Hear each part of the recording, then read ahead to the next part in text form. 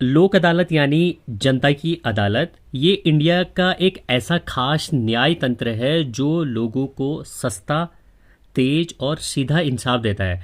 Regular courts की लंबी और खर्ची प्रक्रिया के बिना खर्चीली प्रक्रिया के बिना आइए इस पूरी व्यवस्था को शुरू से समझते हैं। तो दोस्तों, आज हम इस वीडियो में लोक अदालत के बारे में डिटेल से समझेंगे कि लोक अदालत क्या होती है, इसमें कौन कौन से मामले आते हैं और लोक अदालत में कैसे अपना जो मामला है उसको जल्दी से जल्दी आप निपटा सकते हो।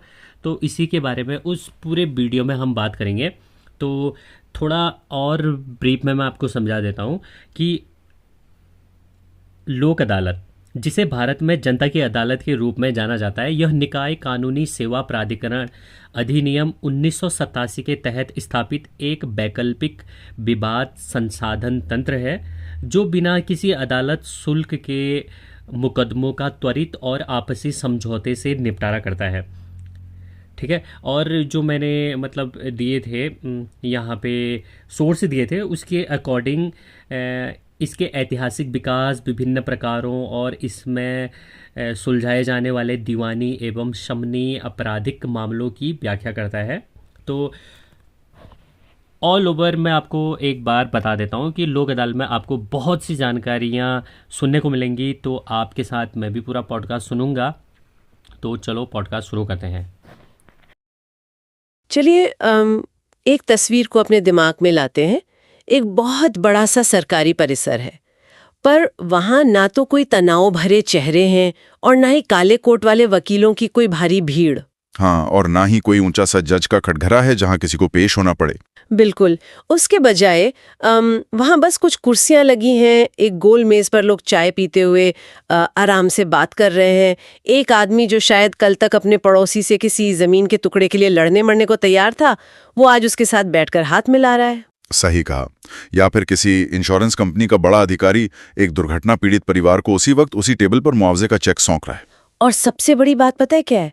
दिन ढलते ढलते किसी एक छोटे से शहर में नहीं, बल्कि पूरे देश में ऐसे करीब 2 करोड़ 84 लाख विवाद हमेशा के लिए खत्म हो जाते हैं। 1 रुपए की कोर्ट फी नहीं दी। अच्छा। हाँ, ना कोई सालों तक कोर्ट के चक्कर काटने पड़े और ना ही किसी लंबी कानूनी पेचीदगी से गुजरना पड़ा।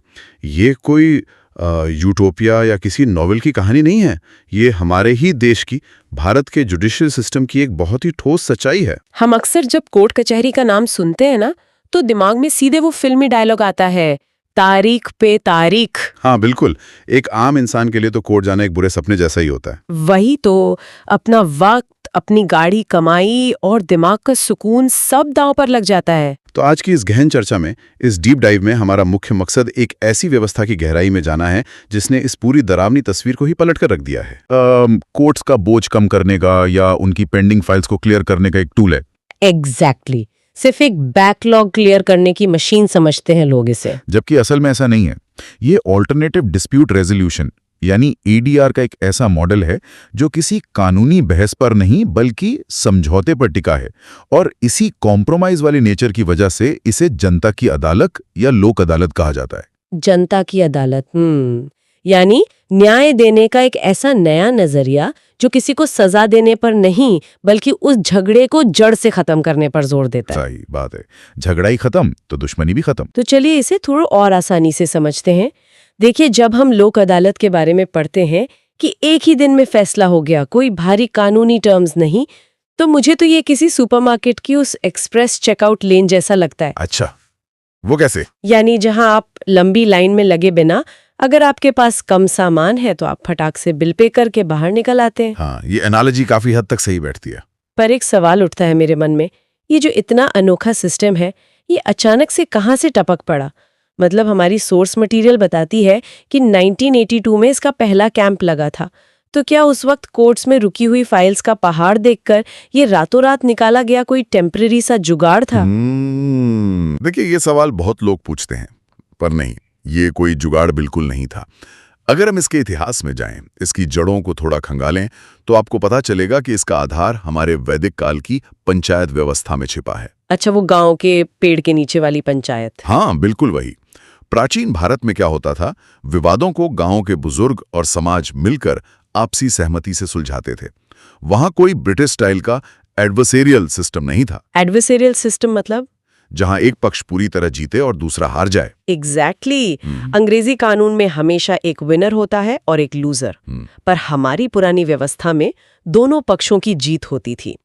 तो जब आधुनिक न्याय प्रणाली आम आदमी के लिए बहुत बोझिला और महंगी हो गई, तब इसी पुरानी परंपरा को वापस लाने की जरूरत पड़ी। यानी हम ये कह सकते हैं कि अंग्रेजों के बनाए उस कठोर कानूनी ढांचे के ऊपर हमारी अपनी उस पुरानी पंचायत व्यवस्था को एक नया कानूनी लिफाफा पहना दिया गया। क्या खूब कहा आपने।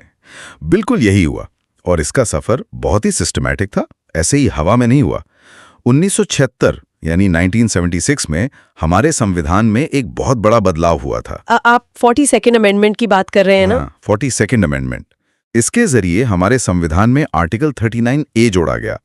अब इस आर्टिकल ने राज्य पे एक बहुत बड़ी जिम्मेदारी डाल दी थी। किस तरह की जिम्मेदारी? ये कि देश में सबको समान न्याय मिले और मुफ्त कानूनी सहायता दी जाए, ताकि कोई भी गरीब व्यक्ति सिर्फ पैसे या वकील ना होने की वजह से इंसाफ से महरूम न रह जाए। अच्छा, मतलब संविधान ने खुद आगे बढ़कर एक रास्ता खोल दिया कि गरीबों को भी न्याय मिलना ही चाहिए। बिल्कुल। और इसी कॉन्स्टिट्यूशनल मैंडेट ने लोक अदालत का असल बीज बोया। इसके बाद 14 मार्च 1982 को गुजरात के जूनागढ़ में एक छोटे से प्रयोग के तौर पर पहला कैंप लगाया गया। और मुझे लगता है वो कैंप सुपर हिट रहा होगा। सुपर हिट से भी ऊपर। जब वो इतना सफल हुआ तो महाराष्ट्र, तमिलनाडु और दिल्ली जैसे राज्यों ने भी इसे अपनाना शुरू कर दिया। फिर 1986 में चेन्नई में पहली मॉडर्न लोक अदालत बनी। पर जो सबसे बड़ा टर्निंग पॉइंट था ना, वो आया 1987 में। 1987 में क्या हुआ था? उस साल लीगल सर्विसेज अथॉरिटीज एक्ट पास हुआ था। इस एक कानून ने सब कुछ बदल दिया। रुके, इस कानून से क्या बदला? क्या इसने लोक अदालत को कोई असली कानूनी ताकत दे दी थी? पूरी तरह से। इस एक्ट ने लोक अदालत को एक स्टैट्यूटरी ऑर्गेनाइजेशन यानी एक वैधानिक संस्था का दर्जा दे दिया। अब यह सिर्फ कोई प्रयोग या एक्सपेरिमेंट नहीं रह गया था। यानी अब इसके फैसलों की पूरी कानूनी अहमियत थी। हाँ, ये एक ऐसा मंच बन गया था जहां कोर्ट की चार दीवारी के बाहर पर पूरी कानूनी ताकत के साथ समझौता किया जा सकता था। लोक यानी जनता और अदालत यानी न्यायालय। इस कॉन्सेप्ट को ग्लोबल लेवल पर एक अलग ही पहचान मिल गई। सच में ये जानना बहुत दिलचस्प है कि कैसे हमारी इतनी पुरानी व्यवस्था को एक मॉडर्न और मजबूत लीगल स्ट्रक्चर में ढाल दिया गया। अब जब हमें पता है कि इसकी बुनियाद इतनी पक्की है, तो चलिए जरा इसके आज के स्केल पर बात करते हैं, क्योंकि सोर्स मटेरियल में जो आंकड़े हैं ना, वो किसी का भी दिमाग हिला सकते हैं। मैं खुद जब उन नंबर्स को देखता हूं तो मुझे हैरानी होती है। दुनिया के किसी भी जुडिशियल सिस्टम में ऐसे नंबर्स देखने को नहीं मिलते। में एक नेशनल लोक अदालत हुई थी। उस दिन एक नया रिकॉर्ड बना, सिर्फ एक दिन में, और मैं यहाँ जोर देना चाहूंगी, सिर्फ एक ही दिन में 2,84,00,000 केसेस सेटल हुए। 2,84,00,000 सुनने में ही कितना बड़ा नंबर लगता है। और उनका जो टोटल सेटलमेंट वैल्यू था ना, वो करीब 10,920 करोड़ रुपए था। मतलब लगभग 11,000 करोड़। और पता है, ये कोई एक दिन का फ्लूक या चमत्कार नहीं था। अगर हम थोड़ा पीछे जाएं, 2024 की पहली लोक अदालत का डेटा देखें तो उस दिन भी करीब 1.13 करोड़ केसेस एक साथ हल हुए थे। उनकी वैल्यू भी 8,000 करोड़ से ज्यादा थी। पर इन 1.13 करोड़ केसेस में एक चीज बहुत इंटरेस्टिंग थी। इनमें से 17 लाख तो वो केसेस थे जो कोर्ट में पेंडिंग थे, पर बाकी के 96 लाख केसेस प्री लिटिगेशन वाले थे। हाँ, और ये प्री लिटिगेशन का कॉन्सेप्ट सबसे बेहतरीन है। ये इसे थोड़ा समझाएंगे? प्री लिटिगेशन एग्जैक्टली क्या होता है? देखिए, इसका मतलब है कि किसी दो लोगों के बीच विवाद शुरू तो हुआ, पर उसे कोर्ट की चौखट तक ले जाकर कानूनी पचड़े में फंसने से पहले ही दोनों ने लोक अदालत में आकर उसे सुलझा लिया। वाह, यानी बीमारी बढ़ने से पहले ही उसका इलाज हो गया। तभी 2015 तक के फिगर्स बताते हैं कि देश में 15 लाख से ज्यादा ऐसे कैंप्स लग चुके थे और करीब 8.25 करोड़ केसेस सॉल्व हो चुके थे। बिल्कुल। और अब तो ये सिस्टम इतना बड़ा हो गया है कि 4 अलग-अलग तरह की अदालतें काम कर रही हैं देश भर में। अच्छा, वो कौन कौन सी हैं? एक होती है परमानेंट लोक अदालत, जो बिजली, पानी या ऐसे पब्लिक यूटिलिटी वाले डेली मुद्दों को देखती है। दूसरी नेशनल लोक अदालत, जो पूरे देश में एक साथ लगती है। फिर मेगा लोक अदालत, जो स्टेट लेवल पर एक बड़ा इवेंट होता है। और चौथी और सबसे अनोखी मोबाइल लोक अदालत। मोबाइल लोक अदालत यानी क्या कोर्ट गाड़ी में चलता है? हाँ, गाड़ियों में अदालतें गांव-गांव घूम रही हैं। इसे आम इंसान के नजरिए से देखिए।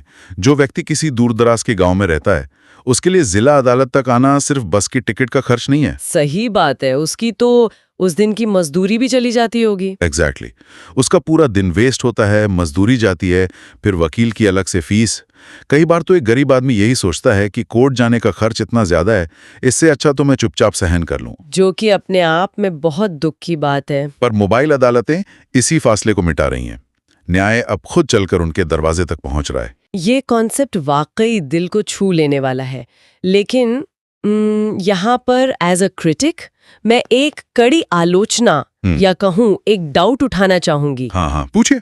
देखिए, हमने कहा 2,84,00,000 केसेस एक ही दिन में निपटा दिए गए।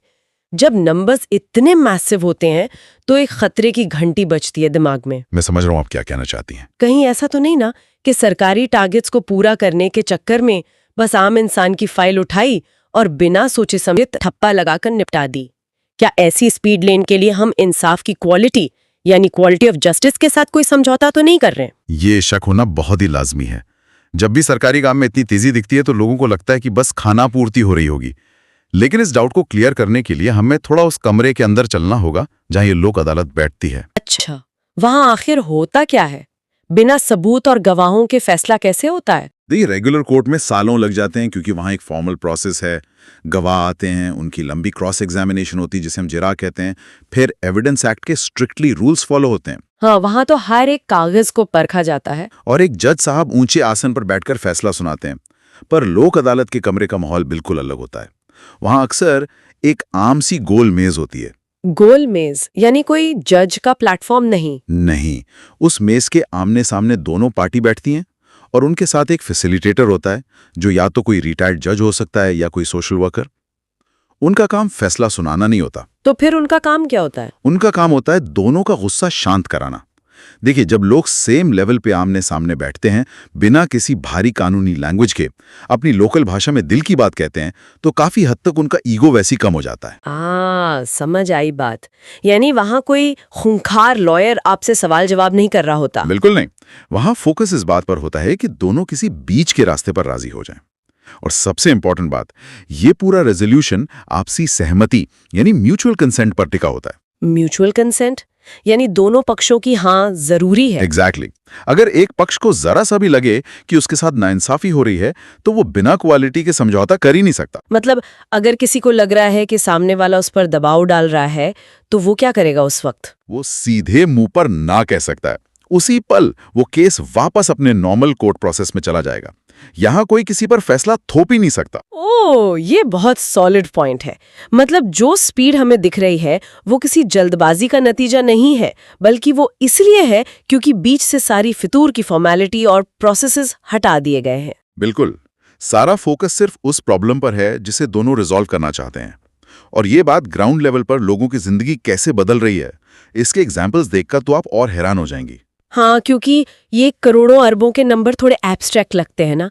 हमें इसे जमीन पर उतार कर देखना होगा कि एक आम रोजमर्रा की जिंदगी जीने वाले आदमी के लिए ये कैसे काम कर रहा है। हमारी सोर्स गाइड में महाराष्ट्र के थाने का एक केस स्टडी दिया है जो मार्च 2026 का ही है। हाँ, वहां का आयोजन बहुत बढ़िया था। वहां एक दिन में 101 अलग अलग बेंचेस बनाई गई थी और उन्होंने मिलकर 83,424 मामले उसी दिन सुलझा दिए। और उन मामलों की वैरायटी देखिए आप, सिर्फ एक तरह के नहीं थे। वैसे वैरायटी की बात करें तो उनमें सबसे बड़ा हिस्सा मोटर एक्सीडेंट क्लेम्स यानी MACT के 332 केसेस का था, जिनमें दुर्घटना के शिकार लोगों को करीब 35.26 करोड़ रुपए का मुआवजा दिया गया। ये बहुत बड़ी बात है। सोचिए, किसी हादसे में जब घर का अकेला कमाने वाला चला जाता है तो परिवार बिखर जाता है, और ऊपर से मुआवजे के लिए सालों तक कोर्ट और इंश्योरेंस कंपनीज के चक्कर काटो। बिल्कुल, इंश्योरेंस कंपनीज के पास बड़ी बड़ी वकीलों की फौज होती है और पीड़ित परिवार के पास खाने के पैसे नहीं होते। पर थाने में क्या हुआ? दोनों पार्टी एक मेज पर बैठी और उसी दिन परिवार को उनका हक मिल गया। ये सच में दिल को तसल्ली देने वाली बात है। और सिर्फ एक्सीडेंट क्लेम्स नहीं, उन्होंने बैंक रिकवरी के करीब 4,000 केसेस, बिजली बिल के तो 26,500 डिस्प्यूट्स और पानी के बिल के 14,000 से ज्यादा केसेस सुलझाए। मतलब एक गरीब मकान मालिक जो सालों से बिल ठीक कराने के लिए सरकारी दफ्तर के चक्कर लगा रहा होगा, उसका डिस्प्यूट एक दिन में खत्म। यहाँ तक कि 62 मैट्रिमोनियल डिस्प्यूट्स और 29 लेबर डिस्प्यूट भी उसी दिन से। एक सेकंड, लेबर डिस्प्यूट्स भी, यानी फैक्ट्री मालिक और मजदूर वाले झगड़े। हाँ, ये दिखाता है कि समाज का हर तबका इस सिस्टम का फायदा उठा रहा है। ये सुनकर मुझे वही मेगा क्लियरेंस सेल वाली बात लग रही है। एक ही छत के नीचे अलग अलग काउंटर लगे हैं, एक पर पानी का बिल ठीक हो रहा है, दूसरे पर एक्सीडेंट का क्लेम मिल रहा है, तीसरे पर पति पत्नी अपना छोटा मोटा झगड़ा सुलझा रहे हैं। सही पकड़ा आपने। लेकिन एक आम मिडिल क्लास इंसान की जो टेंशन और टाइम यहाँ बचा, क्या हम उसकी तुलना उस रेगुलर कोर्ट के डरावने खर्च से कर सकते हैं? दोनों में जमीन आसमान का अंतर है। देखिए, कोर्ट में सालों लगते हैं, वकील की फीस, कोर्ट की फीस, और कानूनी शब्द इतने अजीब होते हैं कि आम आदमी बस खड़ा होकर अपने वकील की शक्ल देखता रहता है। उसे पता ही नहीं होता केस में चल क्या रहा है। और कोर्ट का माहौल तो वैसे ही कितना तनावपूर्ण होता है। एग्जैक्टली। कोर्ट का सिस्टम ही ऐसा है कि वहां दोनों पार्टी एक दूसरे के जानी दुश्मन बन जाती हैं, क्योंकि एक जीतेगा तो दूसरे को हारना ही होगा। पर लोक अदालत में यहां कोई नहीं हारता। यानी दोनों की जीत, विन विन सिचुएशन। बिल्कुल। यहां वक्त लगता है सिर्फ एक दिन, खर्च बिल्कुल शून्य, कोई कोर्ट फीस नहीं है इसकी। और सबसे कमाल का नियम सुनिए, अगर आपने नॉर्मल कोर्ट में अपना केस डालने के लिए पहले से कोई भारी फीस दे रखी है, हाँ, और अब आपका केस लोक अदालत में सेटल हो गया, तो वो पुरानी फीस भी आपको रिफंड कर दी जाती है। अरे वाह, ये तो बहुत ही जबरदस्त एनकरेजमेंट है लोगों के लिए। और बात यहीं खत्म नहीं होती। जब समझौता हो जाता है तो उसके बाद जो अवार्ड बनता है, यानी जो डॉक्यूमेंट बनता है, वो कोई कच्चा कागज नहीं होता। वो एक फॉर्मल सिविल कोर्ट की डिक्री जितना ही ताकतवर होता है। थोड़ा इस डिक्री वाले पॉइंट को क्लियर कीजिए ना। एक नॉर्मल इंसान के लिए इसका क्या मतलब है? इसका सीधा सा मतलब ये है कि ये कोई ऐसा वादा नहीं है कि आज हाथ मिला लिया और कल को जाकर मुकर गए। इस डॉक्यूमेंट के पीछे कानून, पुलिस और सरकार की पूरी ताकत खड़ी है। अगर तय हुआ है कि एक आदमी दूसरे को 10 लाख रुपए देगा, तो उसे हर हाल में देना ही पड़ेगा। ये एकदम वैसे ही बाइंडिंग है जैसे किसी जज ने हथौड़ा मारकर फैसला सुनाया हो। बस फर्क सिर्फ इतना है कि फैसला आपने खुद लिखा है। तो ओवरऑल देखा जाए तो ये हर तरह से एक परफेक्ट सिस्टम लग रहा है। पर जब सब कुछ इतना अच्छा, इतना सिंपल और टोटली फ्री लगने लगे, तो मेरे अंदर का आलोचक फिर से जाग जाता है। जरूर इसमें कोई ना कोई कैच तो होगा ही। बिल्कुल है। कोई भी सिस्टम परफेक्ट नहीं होता, उसकी कुछ बाउंड्रीज या सीमाएं जरूर होती हैं, और इसकी भी हैं। सबसे पहली और बड़ी लिमिट ये है कि हर तरह का केस आप यहां नहीं ला सकते। जैसे कि तलाक यानी डिवोर्स के केसेस, वो यहां मेंटेन नहीं हो सकते। अच्छा, डिवोर्स या नहीं हो सकता, लेकिन पति पत्नी के बाकी डिस्प्यूट्स? बाकी झगड़े सुलझाए जा सकते हैं, पर शादी तोड़ने का फैसला सिर्फ नॉर्मल कोर्ट करेगा। ये समझ आता है, क्योंकि लॉ और सोसाइटी हमेशा शादी को बचाने पर जोर देते हैं। और क्या बाउंड्रीज है? दूसरी लिमिट उन क्रिमिनल केसेस पर है जो नॉन कंपाउंडेबल हैं, जैसे मर्डर या रेप। ऐसे संगीन जुर्म यहां बिल्कुल अलाउ नहीं है। इन वर्ड्स को थोड़ा आसान करते हैं। कंपाउंडेबल और नॉन कंपाउंडेबल के बीच का बेसिक फर्क क्या होता है? बहुत आसान है। कंपाउंडेबल वो छोटे मोटे अपराध हैं जहां कानून आपको समझौता करने की छूट देता है, जैसे पड़ोसियों में थोड़ी मारपीट हो गई या कोई छोटी चोरी हो गई। पर नॉन कंपाउंडेबल वो बड़े और भयानक जुर्म हैं जहां समझौता कानूनन मना है। जैसे हत्या। हाँ, क्योंकि मर्डर या रेप सिर्फ किसी एक इंसान के खिलाफ अपराध नहीं माना जाता। कानून की नजर में ये पूरे समाज और स्टेट के खिलाफ अपराध है। इसलिए दो लोग किसी बंद कमरे में बैठकर हत्या का सौदा या समझौता नहीं कर सकते। उन्हें सजा मिलनी ही चाहिए। ये बहुत ही क्लियर और जरूरी बाउंड्री ड्रॉ की गई है इस सिस्टम में। और तीसरी सबसे बड़ी शर्त, जिसके बिना एक कदम भी आगे नहीं बढ़ाया जा सकता, वो है 100% आपसी सहमति। अगर दोनों पक्ष पूरी तरह से राजी नहीं हैं, तो बात वहीं खत्म, केस वापस रेगुलर कोर्ट जाएगा। Okay, got it. लेकिन एक और रूल है जो मैं पढ़ रही थी सोर्स मटेरियल में, और सच कहूं तो वो थोड़ा डरावना लगता है। कौन सा रूल? नो अपील का रूल। मतलब आपने कहा कि जो अवार्ड पास होता है वो फाइनल होता है, उसके खिलाफ किसी भी अपर कोर्ट में अपील नहीं की जा सकती। हाँ, ये रूल है। तो क्या ये एक तरह का वन वे टिकट नहीं हो गया? अगर फैसला आने के बाद कोई आम भोला भला आदमी सोचता है कि अरे ये तो मैंने गलत पेपर पर साइन कर दिया, तो उसके पास तो कोई रास्ता ही नहीं बचा। क्या इससे उस इंसान के लिए एक बहुत बड़ा रिस्क पैदा नहीं हो जाता? सुनने में आपको लग रहा होगा कि ये बड़ा हार्श रूल है, पर इसके पीछे का लॉजिक बहुत ही सिंपल और सॉलिड है। देखिए, नॉर्मल कोर्ट में अपील की जरूरत क्यों पड़ती है? क्योंकि वहां जज ने अपनी पावर और कानून के हिसाब से आप पर एक फैसला थोपा है। हाँ, वहां जजमेंट सुनाया जाता है। एग्जैक्टली। तो अगर आपको लगता है कि जज साहब से कोई भूल हुई है या आपके साथ पार्शियलिटी हुई है, तो आप इंसाफ मांगने हाई कोर्ट या सुप्रीम कोर्ट जाते हैं। पर लोक अदालत में तो कोई जज फैसला सुना ही नहीं रहा। फैसला तो हम खुद मिलकर ले रहे हैं ना। बस यही तो लॉजिक है। जब एक व्यक्ति ने पूरी होशो हवास में बिना किसी फोर्स के सामने वाले के साथ खुद बैठकर एक समझौते पर साइन किए हैं, तो फिर वो अपील किसके खिलाफ करेगा? खुद अपने ही फैसले के खिलाफ। समझ आई बात।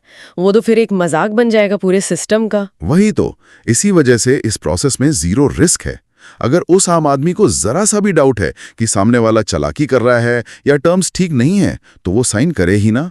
अवार्ड तो तभी बनेगा जब वो खुशी खुशी अग्री करेगा। यानी आगे अपील का रास्ता इसलिए बंद है क्योंकि आपको शुरू में ही हाँ या ना कहने का पूरा हक दिया गया, ताकि एक बार बात खत्म तो खत्म, फिर आगे जिंदगी भर कोर्ट के चक्कर ना लगाने पड़े। बिल्कुल सही।